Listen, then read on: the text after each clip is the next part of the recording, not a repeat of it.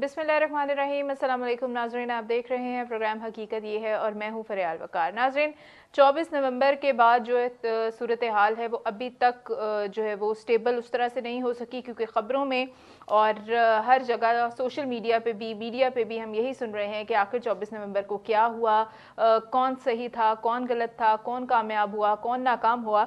इस सारी बहस को अभी तक जो है हम लोग सुन रहे हैं, जिसकी वजह से मुल्क की सियासत और मुल्क के बाकी सारे मामलात भी डिस्टर्ब हो रहे होते हैं। और अभी 24 नवंबर के आफ्टर इफेक्ट्स ख़त्म नहीं हुए थे कि पाकिस्तान तहरीक इंसाफ ने दोबारा से ऐलान किया है कि 7 दिसंबर को फिर से वो एहतजाज करेंगे और इस बार भी डी चौक पर ही करेंगे।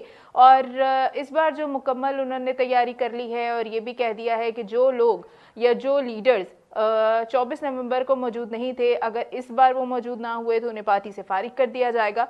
तो इस तरह से सख्त इंस्ट्रक्शंस दी गई हैं पीटीआई के जो कायदीन हैं उनकी जानिब से। लेकिन दूसरी तरफ जो बात हमने डिस्कस करनी है वो ये है कि वज़ीर आज़म शहबाज शरीफ साहब ने खिताब किया और उन्होंने ये जो 24 नवंबर को तोड़फोड़ हुई, जो सारे हालात हुए, जो खैबर पख्तूनख्वा की गवर्नमेंट ने किरदार अदा किया, इसको जो है वो उन्होंने बड़ी सख्ती से उस पर इजहार राय किया। उन्होंने कहा कि ये जो केपी की हुकूमत है ये साजिश कर रही है मुल्क के खिलाफ और इस साजिश को रोकना होगा। उन्होंने कहा कि मुल्क दुश्मनों के हाथ तोड़ने होंगे और साथ ही साथ उन्होंने चीफ ऑफ आर्मी स्टाफ का भी शुक्रिया अदा किया मावनत के हवाले से। और जो सबसे जो बड़ी बात है वो ये जो है वो वज़ीर आज़म ने की कि उन्होंने कहा कि यौमिया तकरीबन 190 अरब रुपए का नुकसान हुआ है। तो ये सारे नुकसान का असल में ज़िम्मेदार कौन है और तमाम तर जो खिताब है वज़ीर आज़म साहब का उसको हम जो है वो डिटेल में डिस्कस करेंगे। साथ ही साथ एक चीज़ और कि पीटीआई को बैन करना और केपी पे गवर्नर राज लगना, इसके हवाले से बहुत सारी बातें हो रही हैं। कहीं इसका शोर सुन रहे हैं, कहीं इसकी तरदीद सुन रहे हैं। तो आपको इस प्रोग्राम में बताएंगे कि क्या वाकई पीटीआई पर पाबंदी लगने जा रही है या केपी में गवर्नर राज लगने जा रहा है या नहीं। साथ ही साथ हमने इस प्रोग्राम में ये भी डिस्कस करना है कि जो सियासी हलके हैं उनकी जानिब से तमाम तर जो मलबा है वो बुशरा बीबी पे डाल दिया गया है और बुशरा बीबी और अली मिन गंडापुर के जो आपस के कहा जा रहा है कि ताल्लुकात ठीक नहीं है और उनमें बहुत सारे इख्तलाफात पाए जाते हैं, उसकी हकीकत भी आपके सामने रखी जाएगी। और ये तमाम तर सूरत हाल के बाद हम बात करेंगे कि पाकिस्तान की इस वक्त जो पॉलिसी है जो बाकी बाहर बैनुल अक़वामी ममालिक के साथ और जो हमारी एक्सपोर्ट इंपोर्ट और जो बिज़नेस को लेके पॉलिसीज़ चल रही हैं उसका भी हम तफसीली जायज़ा लेंगे। मेरे साथ इस वक्त मौजूद हैं यूएसए से मिस्टर फैसल इदरीस भट्ट, उनको शो में वेलकम करेंगे। अस्सलाम वालेकुम। वालेकुम अस्सलाम।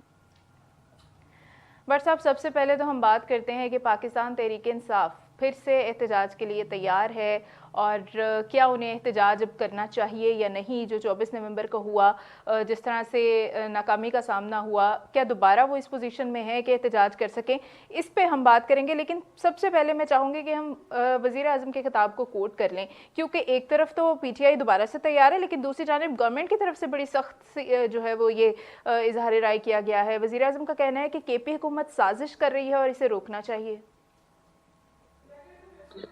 बिस्मिल्लाहिर्रहमानिर्रहीम।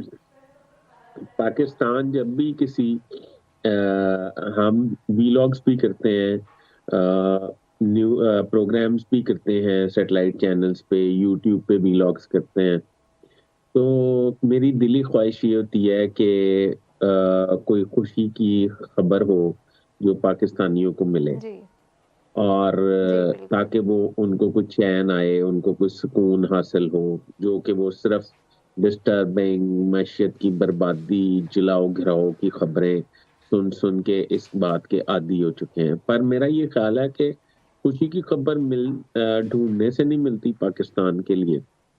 अभी स्टॉक एक्सचेंज की कामयाबी जो है वो उसे सेलिब्रेशन उसकी करना थी के साथ ही पीटीआई ने दूसरी कॉल दे दी है। अब आप अंदाजा लगाएं कि वो सेलिब्रेशन तो बढ़ गई ना, मतलब आप अंदाजा लगाएं कि जब कॉल दे दी स्टॉक एक्सचेंज तो नीचे आ ही जाएगा।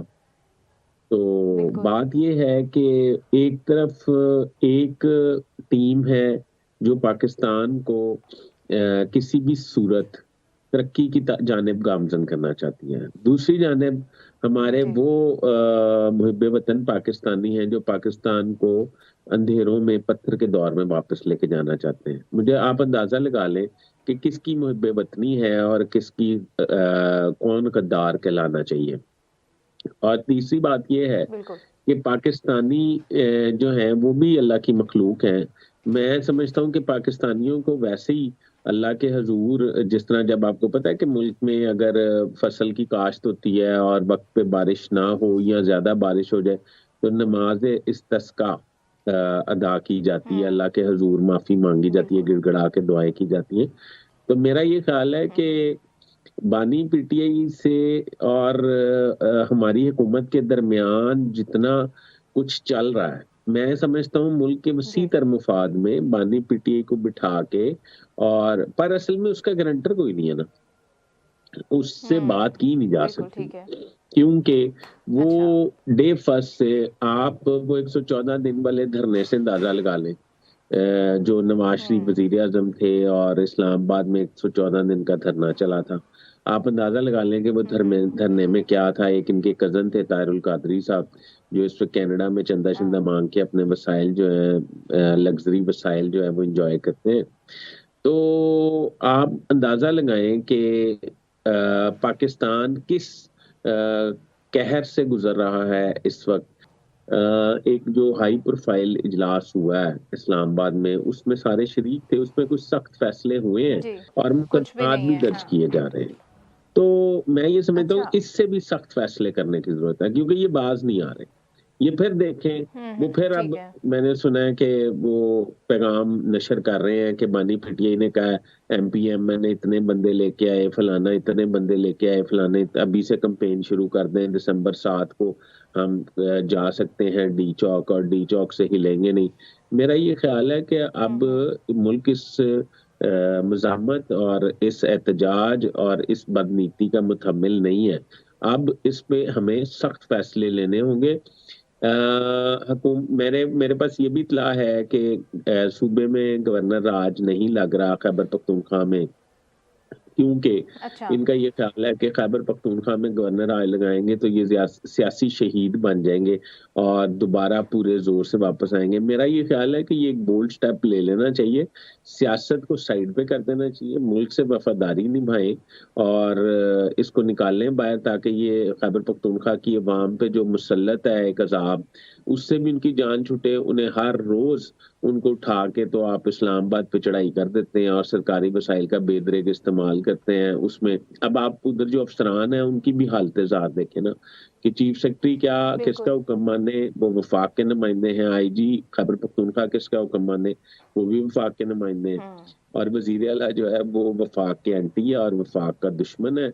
आप उनकी तकरीर देख लें हुँ। वजीर आला खैबर पख्तूनख्वा की, कि उन्होंने इस तरह ही क्या है कि मैंने अटक सर कर लिया, मैंने संजानी सर कर लिया, मैं डी चौक पहुंच गया, मैं फलां जगह पहुंच गया। ये तो इस तरह दुश्मन मुल्क बात करते हैं कि जिस तरह दुश्मन मुल्क में इंडिया से खुदा ना खास्ता हमारी लड़ाई हो, हाँ, बिल्कुल। वो हमें कहें कि हमने इतना एरिया जो है वो हम कहें कि इतना एरिया हमने रिकवर कर लिया है और हम वापस आ गए हैं और हमने उनके मुल्क जगह पे कब्जा कर लिया। ये मुनासिब बात नहीं है। इस पे बिल्कुल। मैं समझता हूँ कि ये जो एक इजलास हुआ है ये काफी नहीं है, इस पे दोबारा एक बैठक होनी चाहिए। अच्छा भट्ट साहब, आज तक पाकिस्तान की हिस्ट्री में तकरीबन 15 दफ़ा गवर्नर राज लग चुके हैं। मुझे बताइएगा कि इस बार गवर्नमेंट को क्यों इसमें कोई वजह नज़र नहीं आ रही जिसकी वजह से गवर्नर राज लगना चाहिए? जैसे आज तक क्या इससे बहुत बड़ी बड़ी वफाक के ऊपर चढ़ाई से भी ज़्यादा कोई बड़ी वजूहत होती रही हैं जो आज जो है वो हुकूमत इनके ऊपर गवर्नर राज लगाने के लिए राज़ी नहीं है केपी के ऊपर? देखें, अगर मैंने यही अभी आपने सुना होगा, मैंने यही बात की कि इस वक्त जी। सियासत का मुतहम्मिल नहीं है पाकिस्तान, इस वक्त वफादारी मांगता है और हुँ। अपनी वसी तर सियासत यानी कि वसी तर मुफादात को साइड पे रखना चाहिए।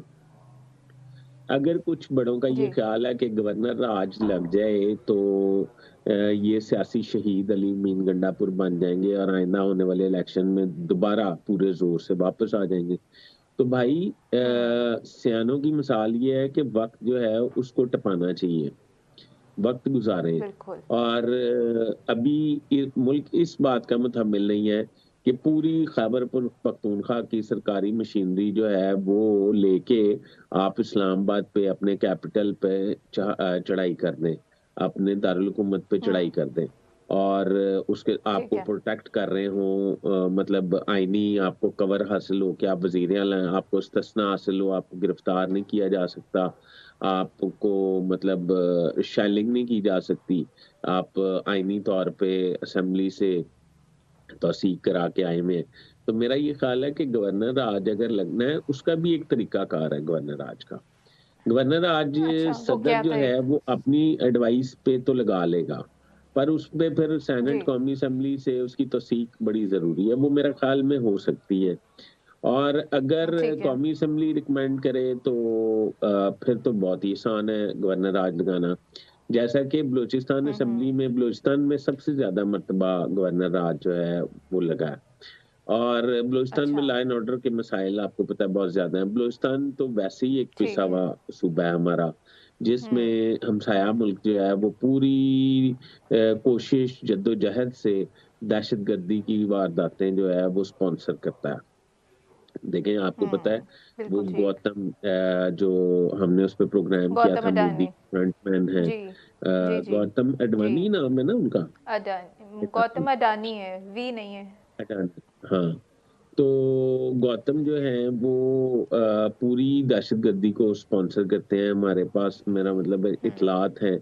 और जारी बात है, अगर मेरे जी। पास या आपके पास इतलात हैं तो हमारे मतलब सिक्योरिटी फोर्सेस के पास भी इतलात होंगी।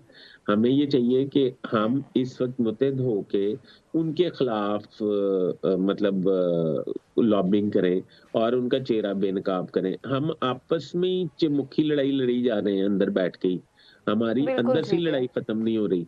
अब भारत में इस वक्त अच्छा बट साहब 300 ये, तहरीकें चल रही हैं, अलहदगी की तहरीकें 300।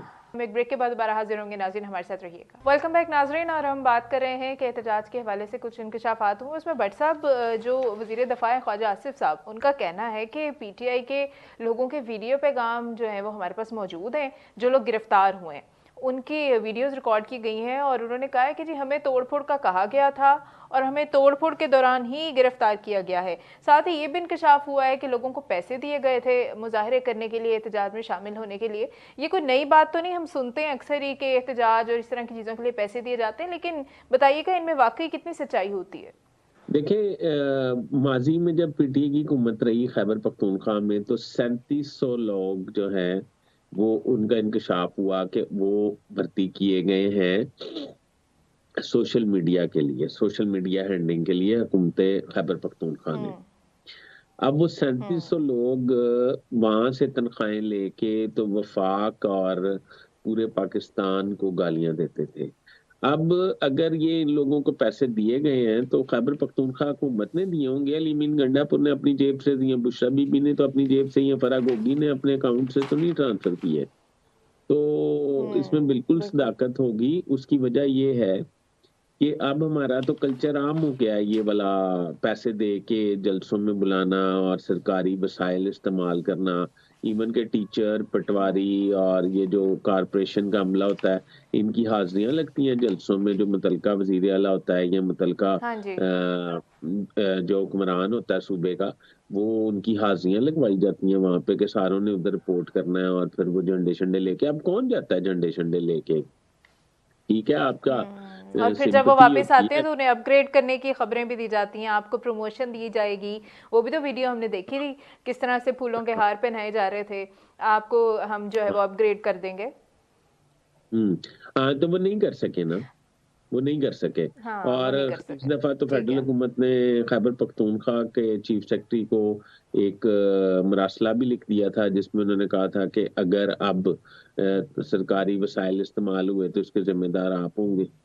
तो जाहिर बात है, चीफ सेक्रेटरी ने ये ठीक बता है। दिया कि सरकारी वसाइल इस्तेमाल नहीं हो सकते। ठीक अब है मुझे बट ये साहब, अब समझ आ एक मुझे और पहलू। जी जी।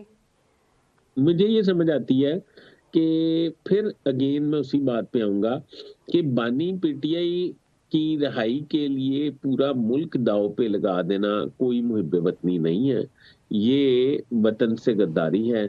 मैं ये चाहूंगा, और बल्कि इक़्तिदार के ईमानों में जो ताकतवर कॉरिडोर्स हैं उनसे ये मेरा गुजारिश होगी कि हम मैं इधर पाकिस्तानियों से मिलता हूँ ना अमेरिका में, वो बहुत डिस्टर्ब जी, हैं। जी। वो डिस्टर्ब इस वजह से हैं कि अगर हुँ। पाकिस्तान में लाइन ऑर्डर अच्छा हो, पाकिस्तान की मैशत अच्छी हो, तो हम अपना मुल्क छोड़ के थर्ड डिग्री, मतलब क्या कहते हैं उसको, कि तीसरे दर्जे के शहरी क्यों बने। तो मैं बिल्कुल। यही कहूँगा कि इस पे पीटीआई के इस हवाले से, और पीटीआई पे पाबंदी भी अगर लग जाए, इवन के आपको पता है पाबंदी लगाने के बारे जी। में मैं क्यों बिल्कुल। इंश्योर नहीं हो रहे, ये लोग मुत्तफिक नहीं हो रहे। इनका ये ख्याल है कि पाबंदी हाँ। लग गई तो वो खैबर पख्तूनख्वा की वजारत आला खत्म हो जाएगी और अब खैबर पख्तूनख्वा की हुकूमत खत्म हो जाएगी, और हुकूमत खत्म होगी तो फिर हुँ। वही सियासी शहीद करार पाएंगे अली अमीन वही गंडापुर। बात। तो इसलिए इसलिए जो है ना, इन पे पाबंदी ना लगाई जाए। अब कुछ धड़े ये कह रहे हैं कि इन पे पाबंदी पीटीआई पे ना लगाई जाए।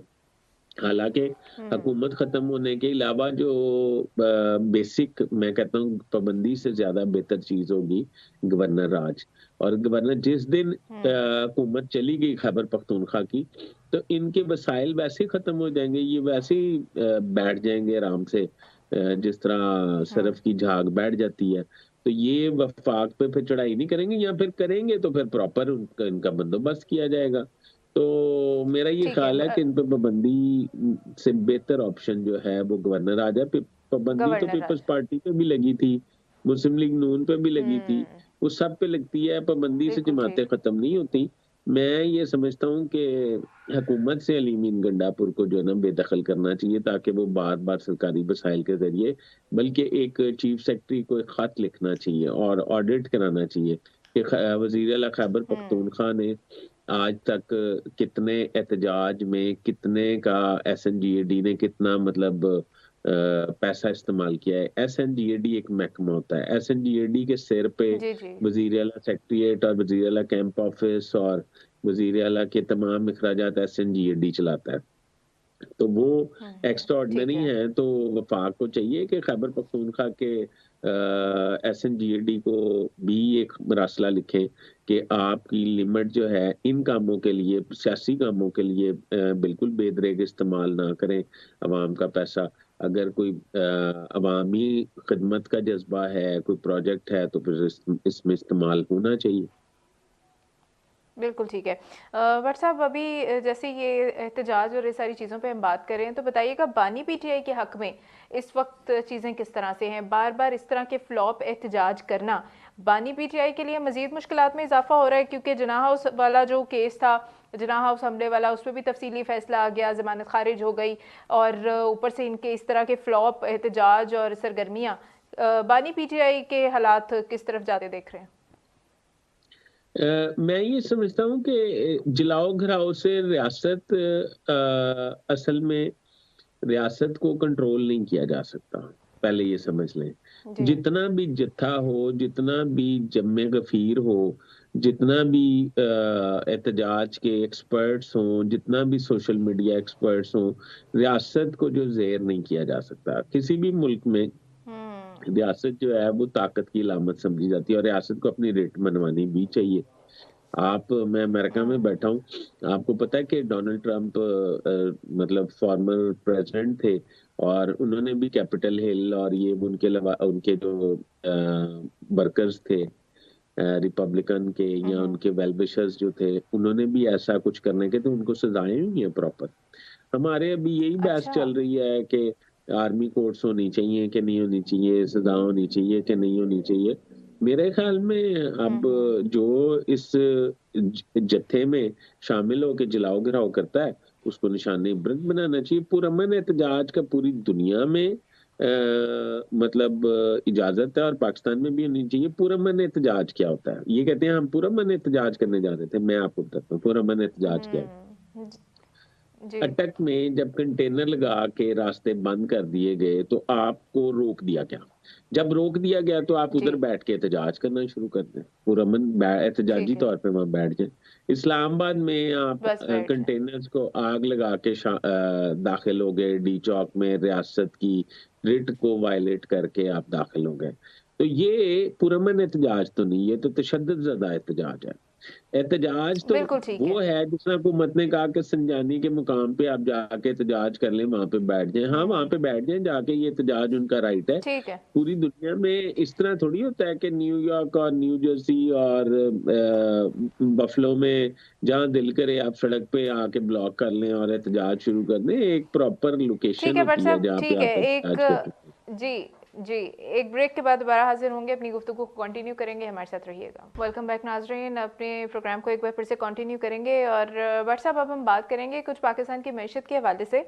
पाकिस्तान की जो खारजा पॉलिसीज़ हैं, उनमें आप क्या तब्दीली देख रहे हैं? पाकिस्तान का रुझान रशिया वाली साइड पे बहुत ज़्यादा होने लगा है। देखिए, पाकिस्तान हर वो काम करना चाहता है जिससे पाकिस्तान की माशी हालत बेहतर हो। पाकिस्तान में जो इन्वेस्टमेंट करना चाहते हैं, या पाकिस्तान जिनको इस पे कायल कर सकता है, SIFC जिस तरह के आर्मी चीफ का इनिशिएटिव है, तो मैं ये समझता हूँ कि हुँ, पाकिस्तान को हर वो दरवाजा नॉक करना चाहिए। और आपकी बात ठीक है, पाकिस्तान का जो टिल्ड है वो इस वक्त रशिया वाली साइड पे है, चाइना ब्लॉक में जाना चाहता है, और वहां से पाकिस्तान की माशी हालत जो है वो बेहतर हो जाए, तो हमें तो कोई इतराज नहीं है, बल्कि बेहतरीन है और ये करना चाहिए। अब आपको पता है सऊदी ठीक है। इन्वेस्टर्स भी आ रहे हैं पाकिस्तान। बेलारूस के जी, प्रेसिडेंट और डेलीगेशन भी पाकिस्तान आए, और जी। चाइनीज प्रेसिडेंट भी पाकिस्तान आए। मेरे ख्याल 10-12 साल के बाद ऐसा कुछ देखने में आया है कि दुनिया के जो टॉप माशी मुल्क हैं, उनके सरबराहान जो हैं वो हुँ, पाकिस्तान का विजिट कर रहे हैं। तो वो जस्ट फॉर सैर के लिए, सैर व तफरी के लिए तो नहीं आ रहे। इन्होंने कुछ उनको कन्विंस बिल्कुल। किया है, कुछ इन्वेस्टमेंट पे मादा किया है, तो वो आ रहे हैं। तो हम ये तमाम हुँ, इक़दामात इसलिए किए जा रहे हैं कि मतलब पाकिस्तान माशी तौर पर अपने पैरों पे खड़ा हो जाए। जिस दिन पाकिस्तान माशी तौर पे अपने पैरों पे खड़ा हो गया, उस दिन पाकिस्तान जो है उसमें खुशहाली जो है वो पाकिस्तानी अवाम के लिए बेहतरीन होगी। और सिर्फ तमाम इंशाल्लाह। रोना-धोना तो यही है कि कभी हम कहते हैं डिफ़ॉल्ट हो जाएगा, कभी हम कुछ कहते हैं अब डिफ़ॉल्ट की खबरों से निकले, इन्होंने निकाला, उसको रेस्क्यू किया इस टीम ने। तो जी, अब हम जी। माशी बेहतरी के लिए अगर करना चाहते हैं कुछ काम, तो सारे मुल्क के सरबराहान से हम मुज़ाकरात कर रहे हैं, खुद जा रहे हैं और उनको इस बात पे कन्विंस कर रहे हैं, फिर दावत दे रहे हैं। ये बड़ी देर बाद मतलब एकदम ब्रेक थ्रू मिला है पाकिस्तान को। इंटरनेशनली जो बड़ी माशियत हैं दुनिया की, वो पाकिस्तान विज़िट कर रही हैं और पाकिस्तान के साथ कोई JV करना चाहती हैं। तो मेरे ख्याल में तो ये बड़ी गुड हुँ, हुँ। न्यूज़ है। अच्छा, बिल्कुल ठीक है। और बट साहब, क्योंकि आप इस वक्त यूएसए में हैं और यूएसए में भी गवर्नमेंट चेंज होने जा रही है। अब यूएसए में बाकी दुनिया के मामलात किसी और जो है वो एंगल से नज़र आते हैं। मुझे बताइएगा, गवर्नमेंट जो चेंज हो रही है, जिस तरह से डोनाल्ड ट्रंप आ रहे हैं, तो उनकी पॉलिसीज़ किस तरह की होती हैं? क्योंकि उनकी पॉलिसीज़ पूरी दुनिया पर असरअंदाज हो रही होती हैं। देखिए, डोनाल्ड ट्रंप जो इलेक्शन जीते हैं, वो तो इसी मंशूर के तहत जीते हैं ना कि वो पूरी दुनिया में अमन चाहते हैं और ग्रेट अमेरिका चाहते हैं और फर्स्ट अमेरिका चाहते हैं। यानी कि जी। उनका ये ख्याल है कि पूरी दुनिया में अमेरिका अगर मुतारिफ अपनी असला इंडस्ट्री की वजह से होता है, तो ये नहीं, पूरी दुनिया की इंडस्ट्री जो है वो अमेरिका में होनी चाहिए। और इंडस्ट्री के सिर पे अमेरिका को तरक्की करनी चाहिए और माशी तौर पे हुँ, मुस्तहकम होना चाहिए। तो मुझे ये लगता है कि दुनिया में अमन कायम होगा, डोनाल्ड ट्रंप की अवलीन तरजीह है। वैसे भी मैंने आपको पहले भी बताया था कि जो भी सदर दूसरे टेन्योर में आता है, वो अपनी पॉलिसी ज़रूर खुल के खेलता है उस पे, और अपनी क्रीज से निकल हुँ, के बिल्कुल। खेलता है। उसे पता होता है कि ना मेरे बेटे ने आना है अब सियासत में, ना मेरी अम्मी ने हुँ, आना है, ना मेरी बहन ने आना है। तो वो निकल के हुँ, खेलता है और वो अपनी चीज़ों को इम्प्लीमेंट करवाता है। और डोनाल्ड ट्रंप शुरू से बिज़नेस को प्रमोट करने के हामी हैं। मैं इधर हुँ, अमेरिकन लोगों से मिलता हूँ, वो कहते हैं कि डोनाल्ड के दौर में माशी तौर पे हम बड़े मुस्तहकम थे और बड़ी खुशहाली थी। अब जो है वो हम हुँ, काफ़ी परेशान हैं, काफ़ी डिस्टर्ब हैं, क्योंकि हमारी इनकम वो नहीं है और मामलात वो नहीं है। तो बाइडेन के दौर में आपको पता है कि बहुत सारी जंगें, यूक्रेन की जंग, ये इसराइल फ़लस्तीन जंग, ये बड़ी शुरू हुई। मैं समझता हूँ कि डोनाल्ड आके इनको सीज़ फायर कराएँगे, जैसे कि अभी तो वैसे ही एक सीज़ फायर हुआ कुछ दिन के लिए, पर एक जी, जी। अच्छी जी, बात जी। है। कि ये हुआ। थैंक्सगिविंग का जो इवेंट है वो अमेरिका में मनाया जाता है आप बताइएगा इस बार, आपने उसके ऊपर काफ़ी जो है वो लोगों को गाइड किया अपने व्लॉग्स के ज़रिए भी, तो ये क्यों मनाया जाता है? थैंक गिविंग का एक इवेंट है, मैं थैंक गिविंग पे बात इसलिए करना चाहता था। एक तो पाकिस्तानियों को पता लगे कि थैंक गिविंग है क्या। अब अक्सर बेशतर को जी, पता होगा, वैसे भी नेट पे भी चीजें पड़ी हैं। मेरा मतलब ये है कि जिनके नहीं इल्म में उनके इल्म में आ जाए, हमारी तो यही कोशिश होती है। तो थैंक गिविंग जी, जो जी। है ये, पहले तो ये कहा जाता है कि आपको पता है कि अमेरिका जब एक्सप्लोर हुआ तो अमेरिकन को खेती बाड़ी नहीं आती थी। ब्रिटिश जी। एक डेलीगेशन तरतीब दिया गया जो आके अमेरिकन को खेती बाड़ी फार्मिंग सिखाता था। अब जब उनकी फसल अच्छा। बहुत अच्छी हो गई तो उन्होंने थैंक गिविंग जो है वो, यानी कि अमेरिकन की वो अच्छी फसल की बुनियाद पर दावत की, और जिसमें पूरे अमेरिका में दस्तरखान लगे और लोग जो हैं उन्होंने खाना खाया अमेरिकन ने। ये ब्रिटिश ने इसकी रीत हुँ, डाली। ये मेरा ख्याल आई थिंक सो 1942 बिल्कुल। में फर्स्ट टाइम ये शुरू हुआ। उसके बाद हुँ, हुँ। ये ठीक पहले है। तो मनाया जाता है नवंबर के चौथी जुमेरात को। जुमेरात की अच्छा। बुनियादी मिथ ये है या वजह ये है कि जुमेरात से जब आप छुट्टी होती है उस दिन, और जी। अमेरिकन जो है वो उस रीत रवायत को कायम रखते हुए एक तो ट्रैवल बहुत ज्यादा करते हैं, एक दूसरे की तरफ जाते हैं, हुँ, ट्रैवलिंग बहुत ज्यादा करते हैं, दूसरे स्टेट्स में अपने रिश्तेदारों की तरफ वो दावतें करते हैं और एक दूसरे को खाना अच्छा। खिलाते हैं। ठीक है। और इधर जी। मुख्तलिफ स्टॉल्स भी लगते हैं खानों के, जो मुफ्त जो है एनजीओ जो हैं वो मुफ्त लोगों के लिए दस्तरखान लगाती हैं और उनको खाना खिलाते हुँ, हैं। हुँ। इसमें जी। जो एक स्पेशल डिश होती है वो टर्की होती है। टर्की जिस तरह हमारा चिकन होता है, ये टर्की उसका एक बड़ा एक मतलब साइज है। यानी कि अच्छा। ये मेरा ख्याल आप जूनियर शुतुरमुर्ग देख लें। इसका मतलब ठीक है। 15 से 20 केजी एक टर्की, 25 केजी का भी वेट हो सकता है एक टर्की का। तो उसको जी। स्पेशली तौर पे उस दावत में दस्तरखान की ज़ीनत बनाया जाता है। उसकी वजह ये है कि टर्की के बारे में ये कहा जाता है कि जब एक दफ़ा अमेरिका में, क्योंकि अमेरिका में तूफ़ान आया और फसलें जो हैं वो बर्बाद हो गई, तो हुँ, अनाज खत्म हो गया और कहत का एक समा हो गया। कहत का समा हुआ तो फिर अल्लाह की तरफ से टर्की जो है वो आसमान से उतारा गया अमेरिकन के खाने के लिए, और उन्हें ये तरगीब दी गई कि इसको ज़िब्हा करो और इसको खाओ। मतलब जो भी तरीका उनका होता है। ठीक है। तो हुँ, उस टर्की को जो है वो फिर जंगलों से पकड़ के इन्होंने खाना शुरू किया। अब तो उसकी न्यू जर्सी में और पूरे अमेरिका में फार्मिंग भी हो रही है, और वो बड़ा ही लजीज किस्म का गोश्त है। वैसे पाकिस्तान से भी मुझे पता लगा है कि मिल जाता है। मैं अब पाकिस्तान आऊंगा तो अच्छा। कोशिश करूंगा अपनी टीम को वो जरूर खिलाऊं।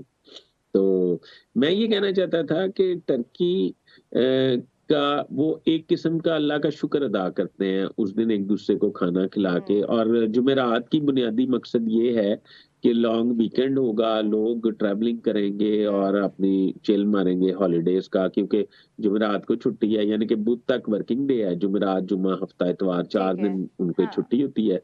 तो इस तरह वो लोग हुँ, इसको हुँ। सेलिब्रेट करते हैं।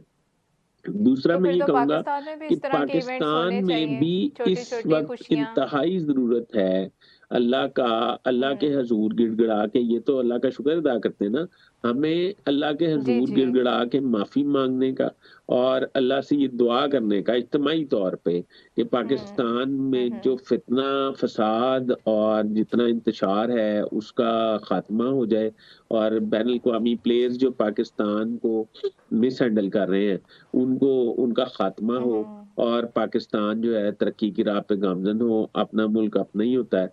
मैं यही कहना चाहता हूँ। बिल्कुल। बिल्कुल ठीक है। बट साहब ने थैंक्स गिविंग के हवाले से हमें बहुत इंटरेस्टिंग जो है वो चीज़ें बताई, और ये भी कहा कि पाकिस्तान में भी हमें बहुत ज़्यादा ज़रूरत है कि हम अल्लाह ताला से दुआ करें कि अल्लाह ताला हमारे मसाइल को हल करे। और जैसे बट साहब ने प्रोग्राम के शुरू में कहा था कि खुशी की खबरें आने का हम इंतज़ार कर रहे होते हैं, और खुशी के मौके उनको सेलिब्रेट ज़्यादा से ज़्यादा करने की पाकिस्तान में शदीद ज़रूरत है, क्योंकि जिस तरह से मुआशी सियासी जो हमें इस वक्त मामलात कभी उतार कभी चढ़ाव हम देख रहे हैं, उसमें हमारी सियासी हालात कुछ ऐसे हो गए हैं, कशीदगियाँ इतनी ज़्यादा हो गई हैं कि हमने मुआशरे में जब हमें कोई अच्छी खबर भी मिलती है हमारी मईशत के हवाले से, तो वो भी बिल्कुल मांद पड़ जाती है। मतलब ये सारी बुरी बुरी खबरें और लड़ाई झगड़ा और फसाद, इस तरह की बातें इतनी प्रोमिनेंट हो जाती हैं कि मुल्क के जो लोग हैं उनको इस तरफ कोई आने ही नहीं देता कि आपकी मईशत भी अच्छी जा रही है और आप जो है वो कहीं पे किसी तरफ तरक्की भी कर रहे हैं। तो ये बहुत ज़रूरी है कि हम इन चीज़ों को भी हाईलाइट किया करें। बट साहब क्या किरदार समझते हैं हमारी अवाम जो है वो किस तरह से इन सारे मसाइल को लेके चले, जो मसाइल उनके रोटी कपड़ा मकान वही मसाइल आज तक जो है वो अवाम के हैं, वही अवाम जो है वो सियासी जिस तरह से प्रेशर को लेके किस तरह से पाकिस्तान की अवाम ये सारे हालात को टैकल करे? पाकिस्तान की अवाम तो नहीं, पाकिस्तान की हुकूमत को इसको टैकल करना उसका फ़र्ज़ है, और इस सख्त फ़ैसले करने होंगे, और सख्त फ़ैसले करने के बाद ही फितना फ़साद जो है उससे जान छुड़ाई जा सकती है। मैंने तो कहा है कि बिल्कुल। तमाम ऑल पार्टीज़ कॉन्फ्रेंस होनी चाहिए, और ऑल हम्म। पार्टीज़ कॉन्फ्रेंस में पीटीआई को भी दावत देनी चाहिए और तमाम पार्टीज़ को दावत देनी चाहिए। और ये तमाम बिल्कुल लोगों को ठीक है, बैठ बहुत के आपस शुक्रिया। में ये तय करना चाहिए कि मुल्क के, जिस तरह चार्टर्ड ऑफ डेमोक्रेसी इन्होंने किया था ना अपने मुफाद के लिए, जी जी। इनको चाहिए कि मुल्क के मुफाद के लिए भी एक चार्टर्ड ऑफ डेमोक्रेसी करें। बहुत शुक्रिया बट साहब आपके कीमती वक्त के लिए। नाज़रीन से इजाज़त चाहेंगे, अपना बहुत सारा ख्याल रखिएगा। खुदा हाफिज़।